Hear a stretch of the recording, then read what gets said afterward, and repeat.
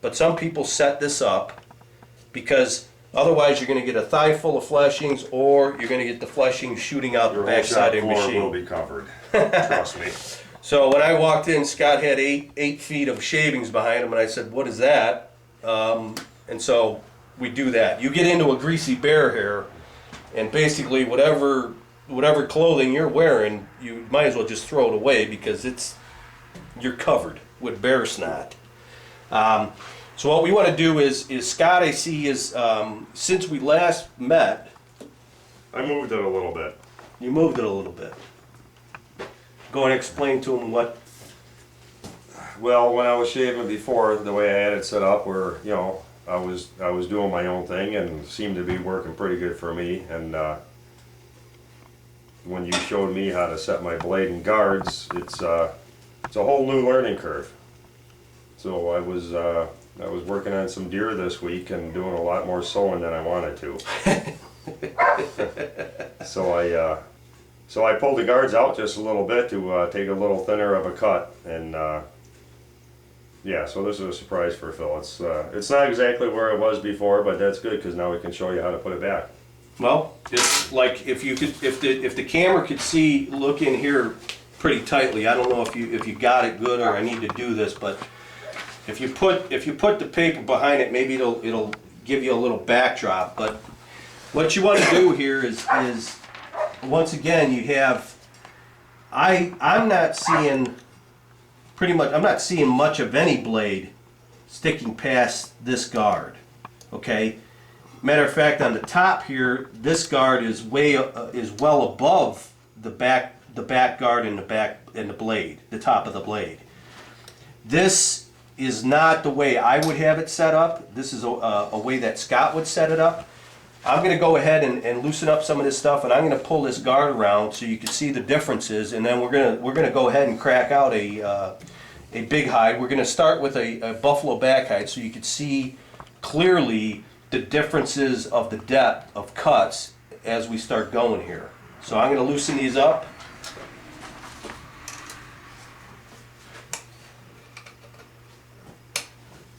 Then you can see Scott has got a little bit of a wobblier table, which I mentioned in a post, and he got all mad at me because I mentioned his wobbly table. So he'll fix it for me.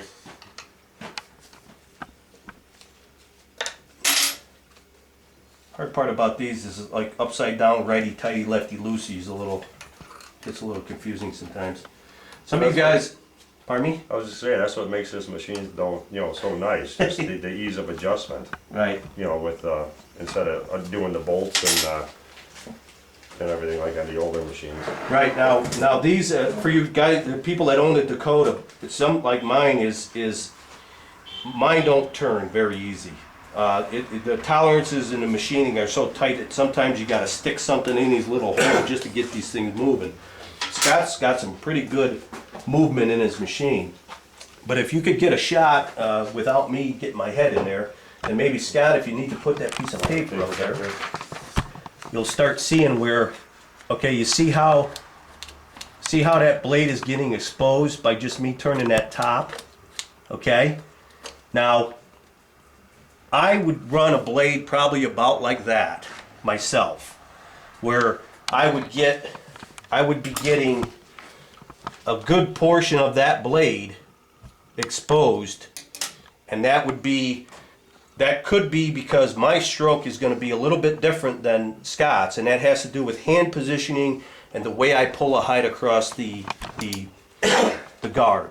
So what I'm going to do is I'm going to set it up back to where, or kind of where I think Scott will shave pretty good on a buffalo, and then we can always adjust it from there.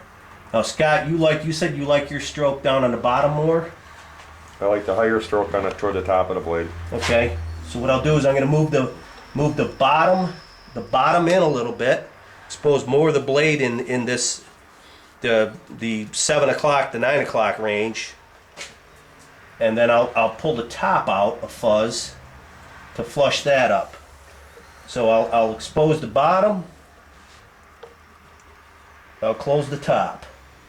Now right there, that's going to give us That's going to give us a little bit of lip there, which is going to be okay for the buffalo.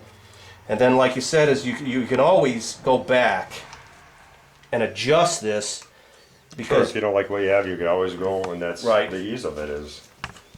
Because you will not be able to shave a fox or a coyote with this setup, but we want to show you some fleshing that you could see. So we're going to go with that. I'm not sure about the guard setup for the buffalo flesh, so I'm going to go ahead and adjust that a little bit too. Can you pull that top out a little bit? Well, yeah, you know, the thing about these Dakota Pros, and I tell you, it's a problem for any fleshing machine. Is I know the old Dakotas, people say that, you know, the fleshings get caught up in the belt area down in that machine. Right. It always seems to be a problem. It's a little tight. It always seems to be a problem, and even with this machine being as not good as it is, go ahead and walk around the front here, and I'm going to move that a bit.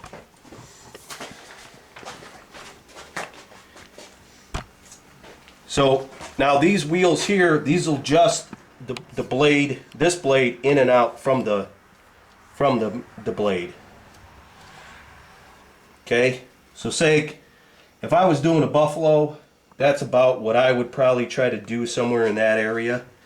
That's going to allow some of the shavings to cut through there. I could move it all the way tight and have the shavings come off this way, but you know, that's going to be a different story for a different time. The only problem with this Dakota Pro setup is, if you look, this post here slides on, this guard slides on this post. The guard moves, right? The post stays the same. So the length of the post is exactly the same. It doesn't move in and out. So when you move the blade or the guard moves, but the post is the same. I found that I'm catching a lot of fleshings. Uh-oh. Oh, it's Perry. Someone with money. Oh, Perry calling, or Antler Man. It's Bill Yachts. He's trying to zap us already. Is he zapping us?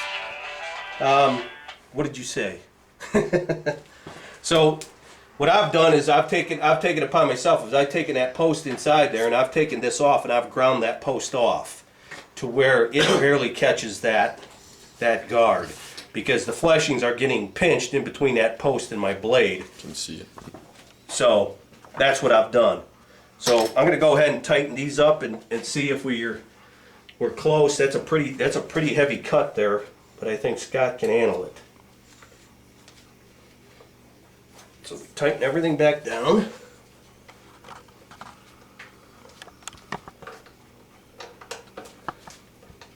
See some wing nuts on these things or something. By the way, you might want to tell them who's you got here filming for us today. Oh, we got a buddy of mine, Todd, from across the street. One of my duck hunting buddies, and a good friend. He's brought his video camera and volunteered his time here. There he is. And he's the good-looking one. He's Mr. Cameraman, yeah, the young guy. Yeah, BV's gonna be all over him. BV and Nina. Yeah. All right, we're pretty set up here. Okay, what we're gonna do is Scott has got, the reason why we're here too is Scott's got a really quiet machine. Mine and Monty, and quite a few other people, we have this model, and for some reason or other, it's fairly noisy.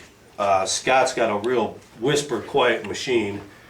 So we're gonna go ahead and fire this up. I'm gonna hit the blade a little bit just to check it out, clean it up a little bit, and then we'll get fleshing. So here goes. What I like to do is first is when that machine is going, is just run your steels along the side like this, kind of quickly. You see some of that gunk and dirt and junk coming off. Then you hit the top. You see that little dust? Those are